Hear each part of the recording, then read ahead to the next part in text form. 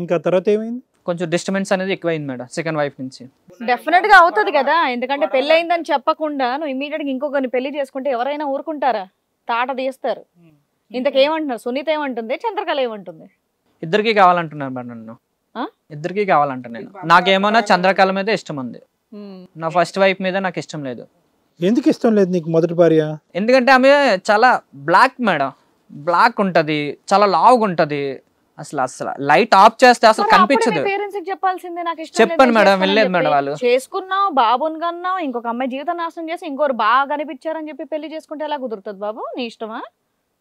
నాన్న బ్లాక్ ఉందని మీ ఆవిడని పట్టుకోవడం మానేసావా, పిల్లోని కనటం మానేసావా?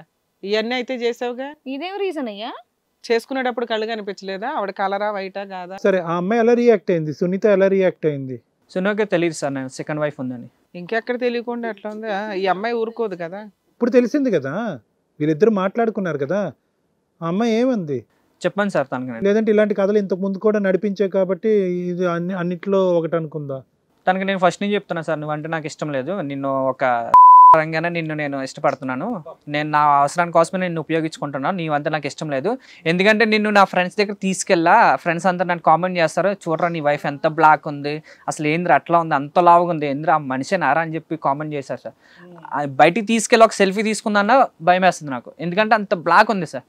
తనని నేను మాత్రం వరకే యూజ్ చేసుకున్నా, తను ఒక నా అవసరానికి మాత్రమే యూజ్ చేసుకున్నా. లావుగా ఉన్న వాళ్ళని చేయొచ్చు కానీ వాళ్ళని పక్కన పెట్టి నీ వైఫ్ లో చూపెట్టడానికి నీకు సిగ్గు, అంతే కదా? అవును సార్. వాళ్ళతో పిల్లలు కూడా కనొచ్చు, అంతే కదా? నువ్వు చెప్పేది అంతే కదా? అంతే సార్. సో ఈ అమ్మాయిలో ఉన్న గొప్పతనం ఏంటి చంద్రకళ గారిలో?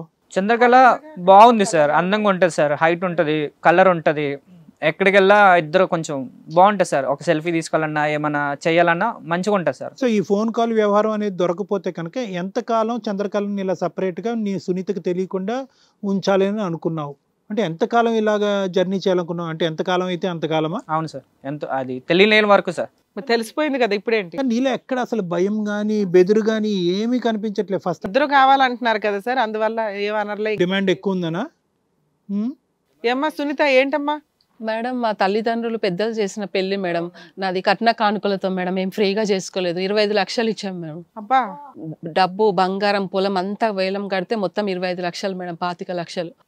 మరి నాకు ఇష్టం లేనప్పుడు అప్పుడే పెళ్లిగా వద్దు అని చెప్తే అయిపోతుంది కదా మేడం. స్టార్టింగ్ నుంచి చెప్తున్నాను నీ దగ్గర అంటున్నాడట. లేదు మేడం, చెప్పలేదు మేడం. నేను ఫోన్ చేస్తే ఎవరో ఒక ఆవిడ ఎత్తుతే అప్పుడు నాకు డౌట్ వచ్చింది మేడం.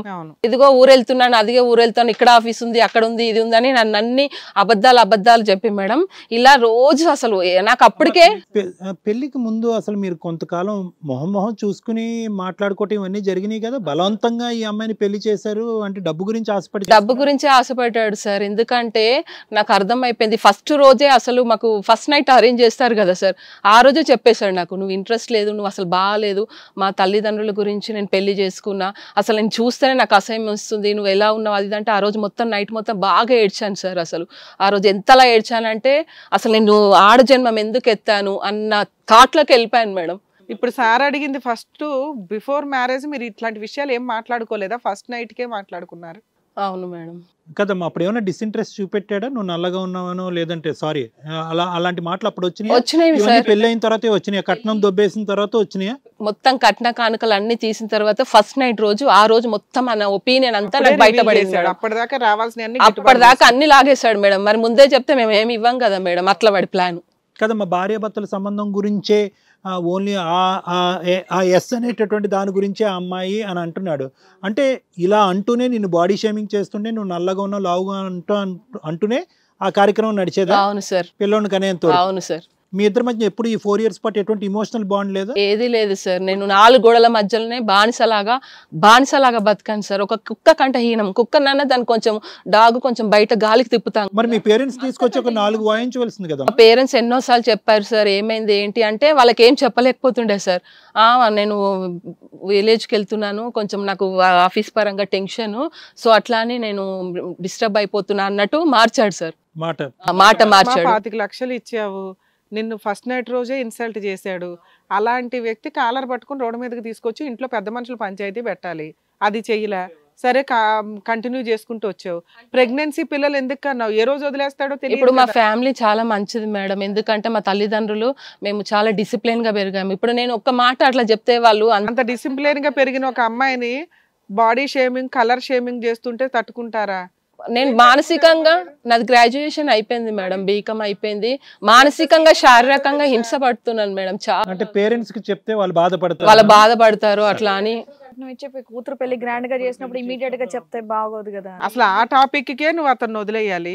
ఎదురు ఇక్కడ ఇంకో దుకాణం కనిపిస్తుంది, అయినా భర్త కావాలంటున్నావంటే ఎందుకమ్మా? అవును మేడం, నేను ఫ్రీగా చేసుకోలే కదా మేడం, లేచిపోయి పారిపోయి రాలేదు కదా. కట్న కానుకలు నా తల్లిదండ్రులు చేసిన పెళ్లి 10 మందిలో ఇప్పుడు పెట్టినా గానీ నేనే గెలవాలి కదా మేడం.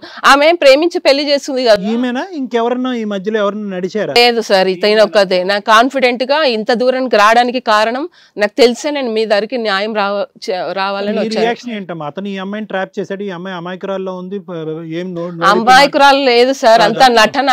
అట్లా నటన ఇక్కడ వరకు తీసుకురావడానికి కారణమే ఈమెనే. నాకు ఫ్రెండ్స్ కూడా చెప్పారు వాళ్ళది లవ్ అఫేర్ చాలా నడిచిందంట. నేను మొత్తం అన్ని ఎంక్వైరీ చేసుకుని మీ దగ్గర వరకు వచ్చాను సార్. మీరు మా దగ్గరికి వచ్చారా? చంద్రకళ వచ్చింది? అందరం కలిసి వచ్చాం మేడం, ముగ్గురము అందరం డిసైడ్ చేసుకుని న్యాయం. ఏమన్నా చెప్పారా? పోనీ ఇంట్లో పెద్దవాళ్ళకి ఏమన్నా చెప్పారా మీ అత్త మామయ్యకి గానీ? ఎందుకమ్మా ఇంత పెద్ద మేజర్ ఇష్యూ? టీవీ షోల దాకా వచ్చేస్తున్నారు, ఇళ్ల దగ్గర సాల్వ్ చేసుకోకపోతే అక్కడ అవ్వకపోతే కదా ఇక్కడికి. పెద్దోళ్ళకి తెలియాలి కదా రియాలిటీ ఏంటి. ఈయన ఎన్ని భాగవతాలు చేశాడు, నిన్న ఎట్లా ఫైనాన్షియల్ గా వాడుకున్నాడు, ఫిజికల్ గా వాడుకున్నాడు, ఇంకో అమ్మాయిని మానసికంగా ఎట్లా వాడుకుంటున్నాడు అని అక్కడ చెప్తే వాళ్ళు పరువు కింద మళ్ళీ పంచాయతీలు అది ఇదని ఊర్లో పరువు పోతుందని మేము ఇక్కడ వరకు వచ్చాం మేడం. మీడియా బయటకు కనిపించరు, ఇక్కడ మీరైతే చేస్తారని మాకు నమ్మకంతో వచ్చాము. ఒకటి సారీ సునీత, ఇప్పుడు ఎక్కడ కూడా మీ ఇద్దరి మధ్యన ఒక అటెన్షన్ గానీ ఒక ప్రేమ గానీ ఏది లేదు సార్. మరి 4 సంవత్సరాలు పెళ్ళాయి, ఇప్పటి వరకు నన్ను గడప దాటి బయట ఒక సినిమా గానీ, ఓ గుడికి గానీ, ఓ షికార్లు గానీ, చుట్టాల పెళ్లికి నా సొంత రిలేటెడ్ మా బాబాయ్ కొడుకు పెళ్లి అయితే కూడా వాడు తీసుకెళ్ళలేదు కదా. బుడ్డోడిని చూసుకుంటాడు పోనీ, ఆ చిన్నోడిని ఇలా చూస్తాడు అంతే సార్, ఇలా చూస్తాడు అంతే వెళ్ళిపోతాడు. అసలు వాడు ఇంతవరకు ఎత్తుకోవడం కూడా లేదు. తప్పుగా అనుకోద్దమ్మా, బాబు కలర్ ఏంటి అంటే చామన్ ఛాయకుంటాడు సార్. నా కలర్ ఏం రాలేదు, నేను ఇంత నల్లగా ఉన్నా గానీ బాబు మాత్రం చామన్ ఛాయ, గుడ్ లుకింగ్ ఉంటాడు, బాగుంటాడు సార్.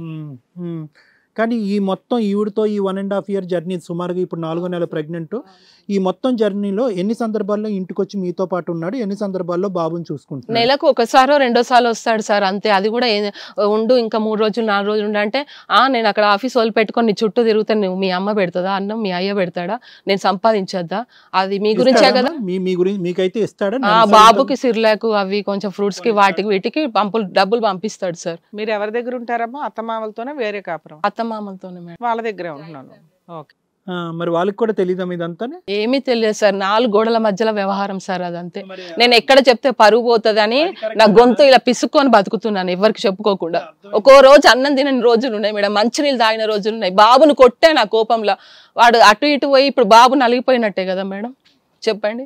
ఇప్పుడు నేను ఎక్కడికి వెళ్ళాలి? నా 25 లక్షలు 4 సంవత్సరాలు పెళ్ళి అయిపోయి మళ్ళీ నా జీవితంలోకి ఇంకొకటి వచ్చింది. వాడేమో సరిగా నువ్వు నాకు నచ్చలేదు, నువ్వు బాగలేదు అని మానసికంగా శారీరకంగా హింస పెడుతుడు. దేవుడిచ్చిన వరం కదా, నేను బొమ్మనా మేడం, నేను ఏమైనా తయారు చేసుకోవడానికి?